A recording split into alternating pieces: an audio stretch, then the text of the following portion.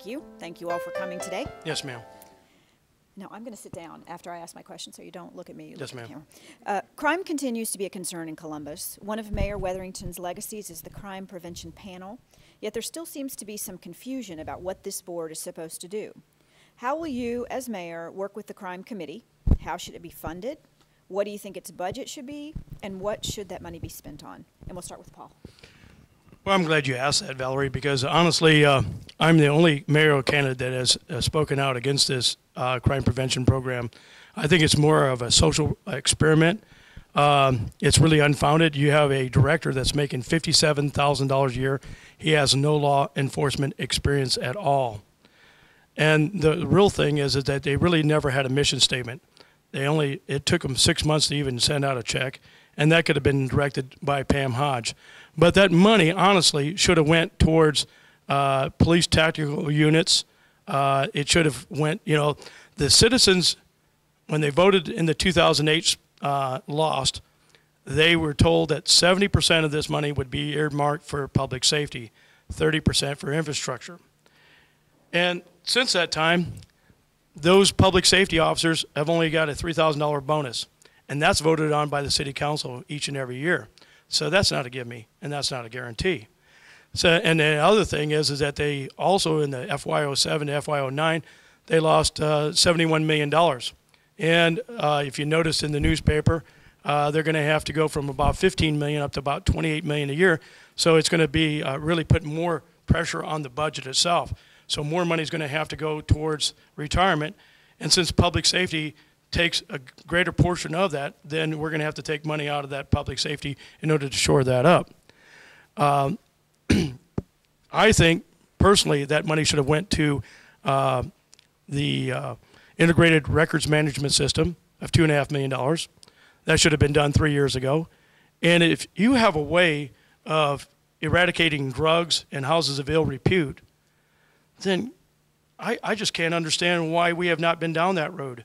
I mean, we have had 4 years. We've had a former police chief, Jim Wetherington, and the city council has thought it to be more important to go to the natatorium and the ice skating rink. Now, you got to remember, we're in the middle of a recession. The economists say that we're out of it, but we're still experiencing it geopolitically. Also, this system would reduce the crime by 50%. I myself, I would ensure for retaining and recruiting 3% pay raise.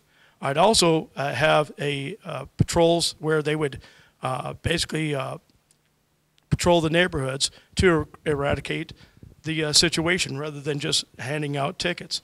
So as your next mayor, I'll be the next Elliot Ness, and I will ensure that the crime will be reduced by 50% because I will use these tools. And guess what? You won't have the break-ins. You won't have to worry in your homes or at your business place. Thank you. Please vote for Paul Olson.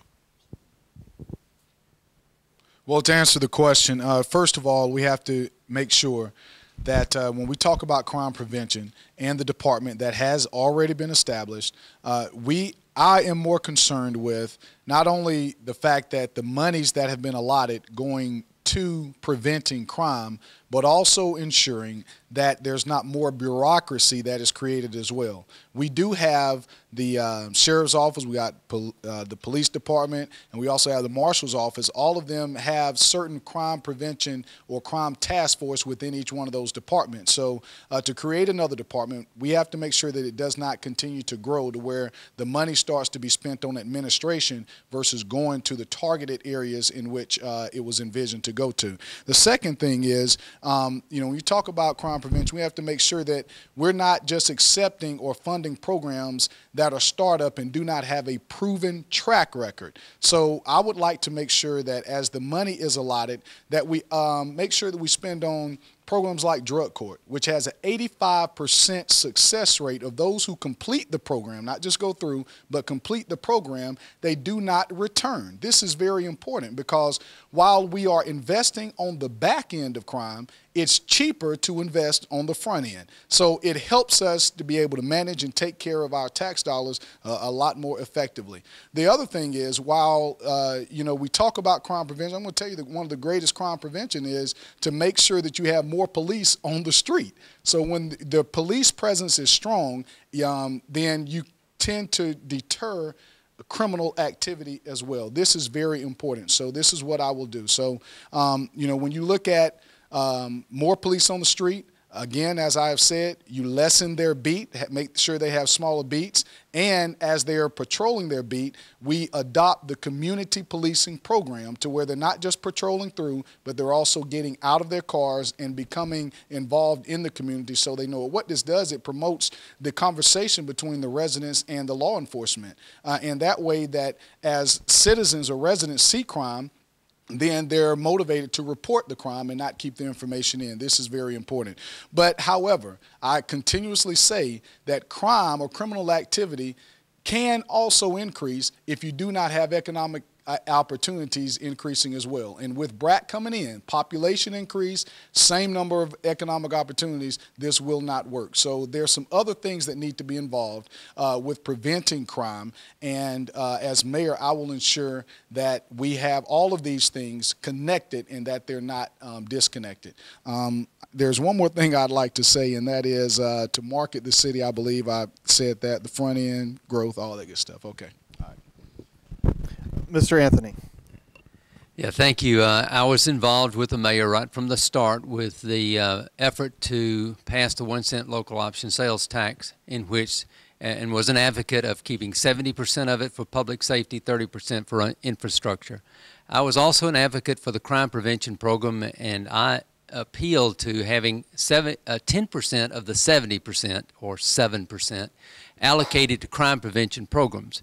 We looked at a number of different programs that were already operating here in Columbus, and I'm an advocate of saying if we've got good programs that are being successful, and they could do so much more if they had some more money, that we ought to be providing some of the funding to those programs that already exist in our community. And then it really has, as you know, 5 different components, the crime prevention program.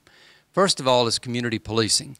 That is, as been mentioned, we need to get the police in the community, give them a responsibility for their beats, for their precincts, and hold them accountable for it. So we benchmark what is the crime, and then we reward them when they, together with their community, bring crime down. I mean, it's something as simple as creating a name tag with a first name on it so that people can see the first name of the police officer. So when they go in a church, they go in a business, they go up to a neighborhood, go up to a door, they are learning the police officer's name. Hello, my name is. So that they get to know their police officer, they get to know them in the community, and will feel more comfortable reporting. That leads me to the other piece, that is community reporting, where we have a venue and an opportunity for people to report crime, and they are protected from retaliation. That's the #1 concern citizens have, is that if I report a crime, that people will know about it and I'll find out. And that leads to the neighborhood reporting. Neighborhood associations that have been espoused by people at this table, great idea. We've seen those work in other communities where we create a mechanism where people can report suspicious behavior and utilize people that are in our community every day. The postal service persons, the people who read our meters. These are people that are out in the neighborhood that are looking and seeing what's going on in our community. The second thing that needs to occur is education. Make sure they stay in school. If they don't stay in school, they get into trouble. The third thing that needs to occur, and that was a part of the crime prevention program, is to provide jobs and have their behavior connected to their jobs. Recreation. I know that derail certain things that we had going in the community, but give people something to do, give them coaches that can influence their lives, as been illustrated by so many of our young people who are adults, talk about the coach, the influential person. And then finally, mental health, substance abuse, training and education. We need to address those issues and do that in the crime prevention program. Ms. Tomlinson. Well, the way, of course, to reduce crime is to have a stellar enforcement and that comes with more resources, which we have hired 100 new police officers. But we actually are still behind on a national average. We need at least 80 more to be up to the optimal of 2.5 police officers per 100 citizens and or 1,000 citizens. And you know, we also, of course, have talked a good bit today already about economic opportunity and why that is so very important to reducing crime. But crime prevention is the third leg of that stool, and so I'm very much in support of crime prevention because it's the cheapest way to reduce crime in your community is to get it before it happens. Once you've called 911, it's entirely too late. At that point, you're just trying to mitigate the circumstances. Had I been in office at the time the Crime Prevention Board was proposed, that would not have been my option. I would have used the 3 crime prevention departments that exist in the 3 different law enforcement agencies in the community and overseen them as the head of public safety in the mayor's office. But that's not what happened. Our elected officials in this community, after a long public debate, voted to bring about the Crime Prevention Board, and so I do support that and will work with them actively to make sure that they are productive. I am concerned that it's seen as a grant program.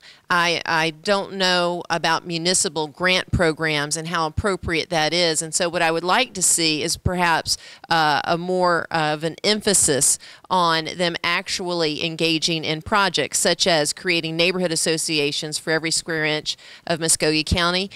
Louisville, Kentucky has something very similar to that. It allows the community to break down into its most cohesive parts. People become very engaged, eyes on the street. They have an organization and mechanism through which they report crime and keep themselves safe from retribution.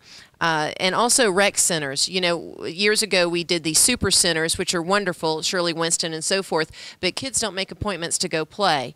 We need our rec centers, again, embedded back in the community. They need to be fully staffed. They need to be fully equipped, and we now have the resources for that because these programs are funded through the 70% of the 1 cent lost that we have. We have the opportunity to cherry pick the greatest and most successful programs from other communities, and I would work with the crime board to see that we do that.